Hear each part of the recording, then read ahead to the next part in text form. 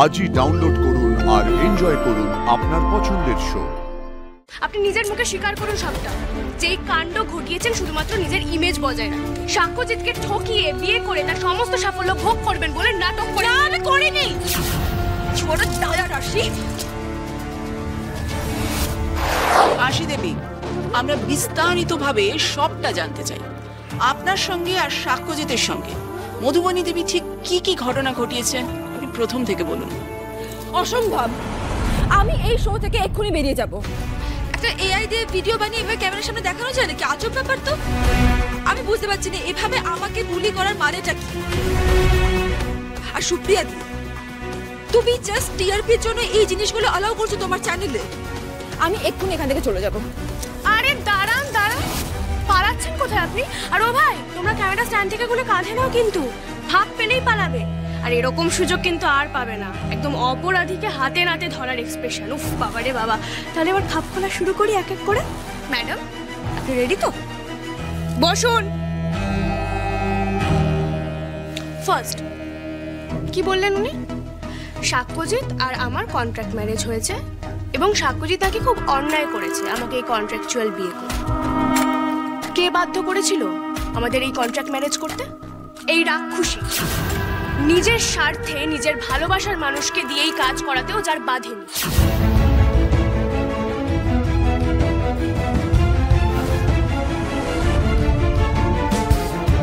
কার পারমিশনে তুমি লুকিয়ে এরকম একটা রিপোর্ট করলে?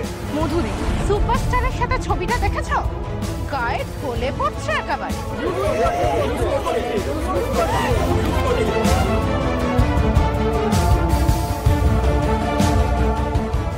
আমাকে বিয়ে করবে আশি?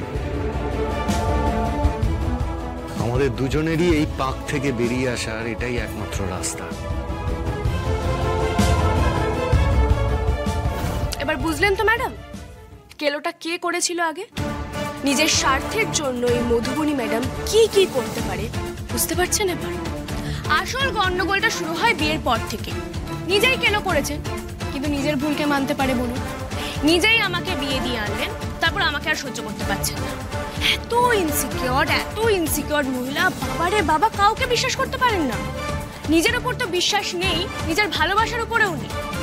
আমি বোঝাচ্ছি, স্যার বোঝাচ্ছেন যে একটা বিয়ে যখন হয়েছে সেই বিয়ের মর্যাদা তো রাখতে হবে। কিছুদিন অপেক্ষা কর। হ্যাঁ, যদি দেখি বিয়েটা ওয়ার্ক করছে না, তখন রেসপেক্টফুলি দুজনেই বেরিয়ে আসবো। আমাদের দর্শকরাও বুঝবেন যে একটা বিয়ে হয়েছে মানে এই সারা জীবন সেই বিয়েটা মেনে থেকে যেতে হবে এমনটা নয়। বিয়ে ওয়ার্ক নাই করতে পারে, সময় বদলেছে, কিন্তু বিয়েটা ওয়ার্ক করেছে কি করেনি সেটা দেখার তো সময় দিবি রে বাবা। তা না, আমার পিছনে কাঠি করে গেছে, ফালতু কেস খাওয়ানোর চেষ্টা করেছেন। আর যেমন তেমন কেস নয়, আপনারা ভাবতেও পারছেন না মানুষ মেরে ফেলতে যাচ্ছেন। সাক্ষ্যজিৎকে নানা রকম কথা বলে ফাঁসাচ্ছেন, ঠকাচ্ছেন, সে যা নয় তাই। আরে বাবা, আমাকে যদি সহ্যই না করতে পারবি তাহলে বিয়েটা দিলি কেন? নাই দিতে পারতিস, তখন তো নিজের স্বার্থ ছাড়া কিচ্ছুটি দেখিস। আর কি কি করেছে শুনবেন?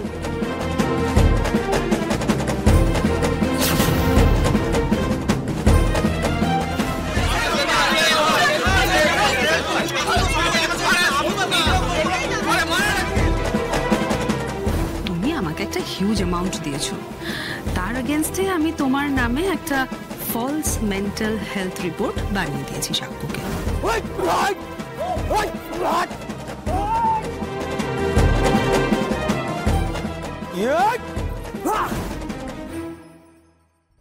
ভরিয়ে দেবো আমি টাকায়, শুধু ওই মেয়েটাকে বদনাম করতে হবে।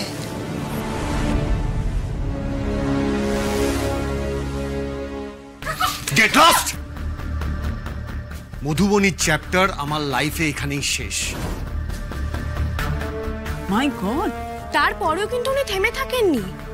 বারবার নানা কাণ্ড ঘটিয়ে সাক্ষ্যজিৎ চ্যাটার্জির বিশ্বাস ভাঙে।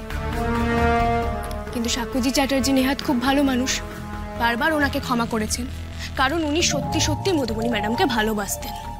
কিন্তু এই মধুবনী ম্যাডাম ওনার ভালোবাসার কোনো দাম রাখতে পারেনি। আসলে উনি কারোর ভালোবাসা পাওয়ার যোগ্যই নন। আর একটা কথা, উনি সাক্ষ্যজিৎ চ্যাটার্জিকে কোনোদিনও অর্জন করতে চাননি, শুধুমাত্র গায়ের জোরে জিততে চেয়েছেন। উনি সাক্ষ্যজিৎ চ্যাটার্জিকে প্রপার্টি বলে মনে করতেন। সবটা মিথ্যে, মিথ্যে সবটা। ও ডেফিনেটলি সবটা মিথ্যে বলে চলেছে।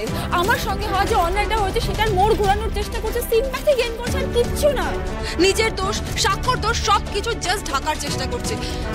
সত্যিটা আমি বলছি, সত্যিটা হলো দাঁড়ান, সত্যি না মিথ্যে সেটা দর্শক বিচার করবে। ওনার কথার মাঝে আপনি কথা বলবেন না, ওনাকে বলতে দিন।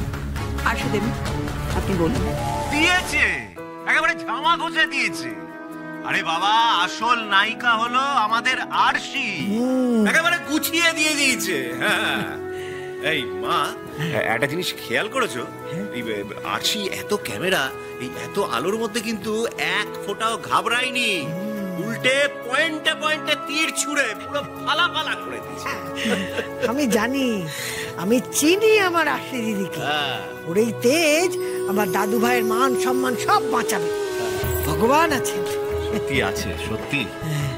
জানো ঠাম্মি, এই তেজ আর সাহসের জন্য না আমার বোনটা সবার থেকে একেবারে আলাদা, চিরকাল স্পষ্টবাদী আর এক রোখা।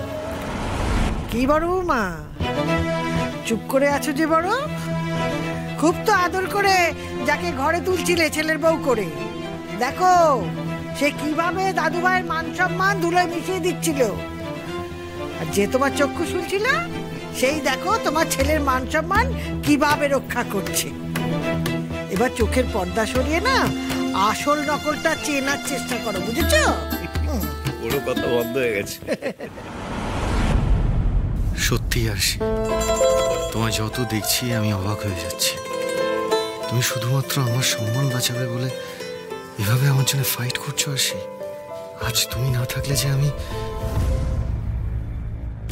মধুবনী মিত্রের এই কাণ্ড ধরা পড়ার পর স্বাভাবিকভাবে সাক্ষী চ্যাটার্জি ওনার উপর খুব রেগে যান। তখন উনি কি করলেন? উনি নকল সুইসাইডের প্ল্যান করলেন। উনি একটা নাটক সাজান হাসপাতালের ডাক্তারের সাথে হাত মিলিয়ে, আর সেখানে ব্যবহার করেন ওনার যমজ অসুস্থ বোনকে, যাকে হুবহু ওনার মতো দেখতে। যমজ বোন? এর কথা তো আমরা আগে শুনিনি। কেউই শোনেনি। এমনকি সাক্ষী চ্যাটার্জিকে উনি নিজের যমজ বোনের কথা কুসমিন কালেও কিচ্ছু বলেননি। এখন পাকে পড়ে সেই যমজ বোনকে সামনে শিখণ্ডি খাড়া করে এসব করেছেন। এবার আপনারাই বলুন, এই এত কিছুর পর ভালোবাসার কথা আসে কোথা থেকে? এটা কারোর ভালোবাসার নমুনা হতে পারে? তোমার নিজের যুক্তি দিয়ে আজে বাজে কথা বলবে না আরশি। আমি আমার যমজ বোনের কথা বলিনি, সেটা সম্পূর্ণ আমার পার্সোনাল ম্যাটার। আপনি চুপ করুন তো। আপনি যা করেছেন না তারপর কিছুই আর পার্সোনাল নয়। আর যদি পার্সোনাল ম্যাটারই হতো তাহলে নিজের যমজ বোনকে মধুবনী সাজিয়ে লোক ঠকাতেন না। আমি কাউকে ঠকাইনি। আমার যমজ বোন আছে কি নেই সেটার বলা না বলার সাথে কাউকে লোক ঠকানোর কি সম্পর্ক আমি বুঝতে পারছি না। আর আমি যাই করি না কেন, আমি যেটাই করেছি সবটা সাক্ষ্যকে আমি ভালোবেসে করেছি। আপনি এখনো কথা বলে যাচ্ছেন? আপনি নিজের মুখে স্বীকার করুন সবটা, যে এই কাণ্ড ঘটিয়েছেন শুধুমাত্র নিজের ইমেজ বজায় রাখতে। সাক্ষ্যজিৎকে ঠকিয়ে বিয়ে করে তার সমস্ত সাফল্য ভোগ করবেন বলে নাটক করে। আমি